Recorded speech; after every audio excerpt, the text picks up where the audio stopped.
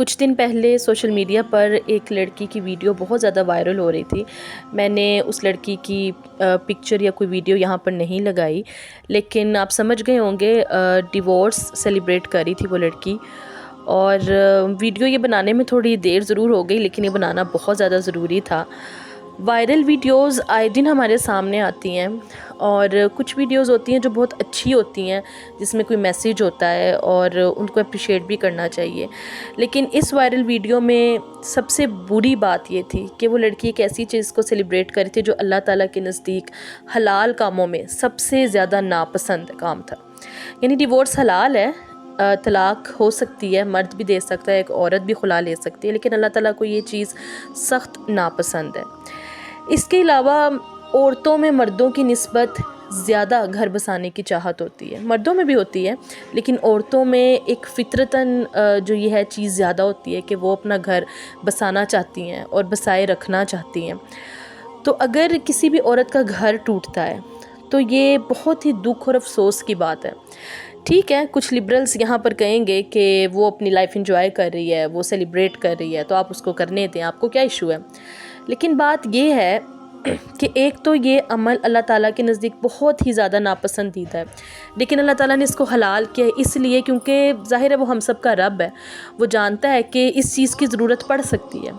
اس لیے اس نے اس فعل کو حلال تو کیا ہے لیکن ساتھ ہی بہت ناپسند کیا ہے، اس وجہ سے تاکہ ہر کوئی اس چیز کو عام نہ کر لے، وہ اس چیز کو، اس فیصلے کو لیتے ہوئے لوگ سمجھیں کہ یہ اللہ تعالیٰ کے نزدیک ناپسند کیوں ہے۔ جب بھی کوئی گھر ٹوٹتا ہے، اگر اس میں ایک عورت بہت زیادہ سفر بھی کرتی ہے، کیونکہ عموماً ہم یہی دیکھتے ہیں کہ عورتیں ہی سفر کرتی ہیں، مرد بھی کہیں نہ کہیں سفر کرتے ہیں، لیکن زیادہ تر ہم دیکھتے ہیں کہ خواتین کے ساتھ زیادہ ظلم اور زیادتی ہوتی ہے۔ اور اگر ایسا ہے بھی تو پھر بھی جب ایک گھر ٹوٹتا ہے، ایک رشتہ ٹوٹتا ہے،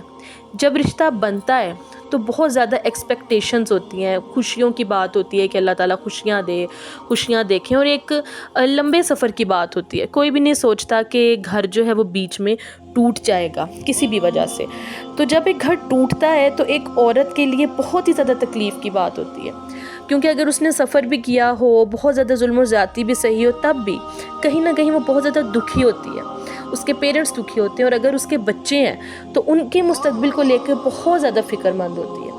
ٹھیک ہے، اگر آپ کسی ٹاکسک ریلیشن شپ میں ہیں تو آپ کو اس سے نکلنا چاہیے، آپ کو ظلم برداشت نہیں کرنا چاہیے، لیکن سیلیبریٹ کرنے کا یہ کون سا طریقہ ہے کہ آپ ناچ گا کر، آپ ڈیورس مبارک لکھ کر آپ سوشل میڈیا پر ویڈیوز اپلوڈ کریں گے بتانے کے لیے کہ آپ کتنے کول ہیں اور آپ کا ایٹیٹیوڈ کتنا کول ہے، دوسروں سے کتنا الگ ہے، اور آپ کتنے خوش ہیں۔ یہ صرف وہی انسان کر سکتا ہے جو اندر سے سچ میں ناخوش ہو،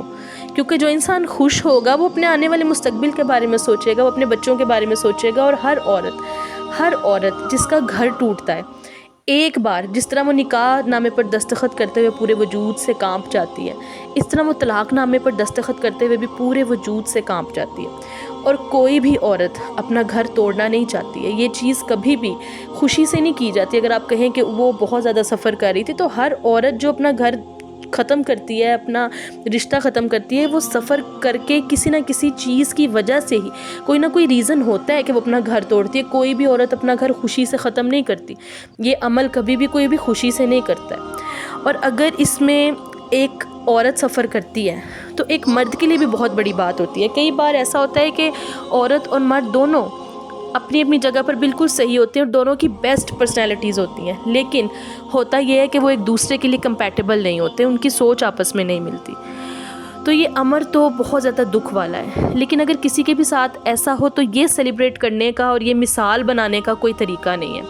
تو اس کی مذمت ضرور کرنی چاہیے آپ کو۔ اللہ تعالیٰ ہمیں اس طرح کی خباثتوں سے محفوظ رکھے اور ہر بیٹی کے نصیب اچھے کرے۔